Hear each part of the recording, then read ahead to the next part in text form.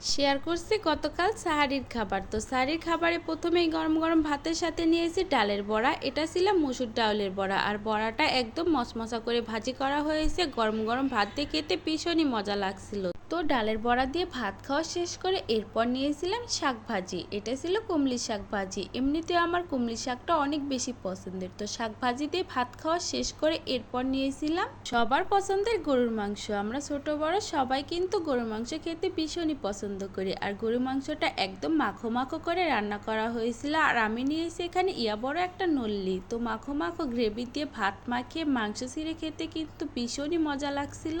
আর মাংসটা অনেকটাই সফট হয়েছে। তো মাংস দিয়ে মজা করে ভাত খাওয়া শেষ করে সবশেষে খেয়েছি এই নল্লিটা। গরুর এই নল্লির ভিতরে প্রায় অনেকটা পরিমাণে ক্যালসিয়াম ছিল। তো এই ক্যালসিয়ামগুলো তোমরা কে কে খেতে পছন্দ করো অবশ্যই কিন্তু কমেন্টে জানিও। আমার কাছে তো বেশ ভালোই লাগে। আলহামদুলিল্লাহ, এই ছিল গতকাল সেহরির খাবার।